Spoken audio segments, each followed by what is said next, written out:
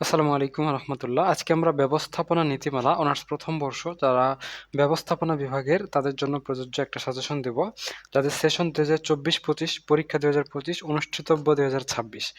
সম্পূর্ণ বই থেকে মাত্র 123টা প্রশ্ন দেওয়া হবে। 123টা প্রশ্নের সমন্বয়ে আপনাদের হচ্ছে এই স্পেশাল সাজেশনটা রেডি করা হয়েছে। উত্তর সহ রয়েছে। আপনারা যদি উত্তর সহ চান সেক্ষেত্রে 100 টাকা দিতে হবে। আর প্রশ্ন শুধু এমনিতেই পাবেন। এই ভিডিওটা দেখে নিন, তাহলে হয়ে যাবে। সো এই ভিডিওটাতে ব্যবস্থাপনা বিভাগ প্রথম বর্ষের এই সাবজেক্টে টোটাল 123টা প্রশ্ন দেওয়া হয়েছে, যেগুলো পড়লেই আপনাদের জন্য যথেষ্ট হয়ে যাবে। আর আপনাদের বাইরে থেকে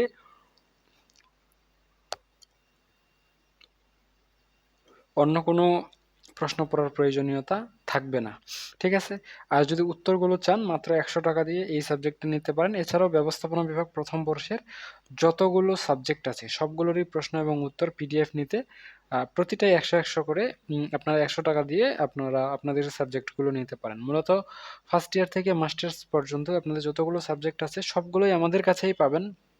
তাই আপনাদের আর অন্য কোথাও নক দেওয়ার প্রয়োজনীয়তা নেই, বা অন্য কোথাও আহ, এই বিষয়ে আপনার সময় নষ্ট করার দরকার নেই। আপনারা সুন্দর করে আমাদের কাছ থেকে সাজেশন এবং সমাধান পেয়ে যাবেন।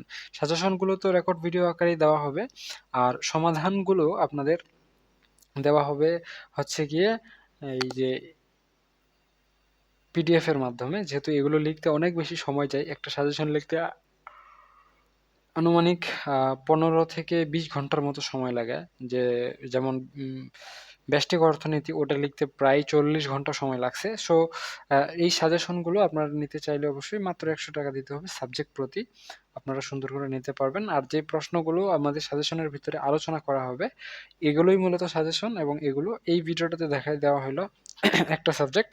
বাকি সাবজেক্টগুলো আপনারা পেয়ে যাবেন আলাদা ভিডিওতে। ইতিমধ্যেই বাংলাদেশের ইতিহাস এবং আইসিটি এই দুইটা বই দেওয়া হয়েছে।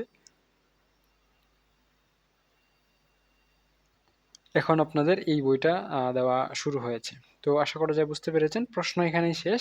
এখন আমি কয়েকটা আপনাদের উত্তর দেখাই, যেমন উত্তরগুলো এখানে দেওয়া রয়েছে। আর আমাদের সাজেশনগুলো পড়লে আপনাদের আরেকটা স্পেশাল বেনিফিট পাবেন, সেটা হচ্ছে এগুলো মোবাইল ফ্রেন্ডলি। সো আপনার মোবাইলে যে বড় বড় করে হচ্ছে কি বলে অক্ষরগুলো দেখতে পাচ্ছেন, এগুলো যেন মোবাইলেই সুন্দর করে পড়তে পারেন। এগুলো কিন্তু প্রিন্ট করার অপশন নাই, হ্যাঁ? তো শুধু যেন মোবাইলেই পড়তে পারেন, এই বিষয়টা নজরে রেখে আপনাদের এগুলো রেডি করা হয়েছে। এবং আপনারা যেকোনো জায়গায় যখন ইচ্ছা তখন যেন পড়তে পারেন, সেজন্য মোবাইলে পড়াটা আপনাদের জন্য সবচেয়ে ভালো হবে, যারা বিশেষ করে কর্মব্যস্ত আছেন। তো আশা করা যায় বুঝতে পেরেছেন। আজকে এ পর্যন্তই। ধন্যবাদ। আমি আপনাদের শেষের কয়েকটা প্রশ্নের উত্তর দেখাই। আগেরগুলো তো দেখাইলাম। টোটাল 123টা আছে। আপনারা তো দেখলেন প্রশ্নগুলো। আর এই যে উত্তরগুলো সুন্দর করে সংক্ষিপ্ত করে সাজিয়ে দেওয়া আছে। আপনারা এগুলো সুন্দর করে প্রস্তুতি নিতে পারবেন। আজকে এ পর্যন্তই। ধন্যবাদ।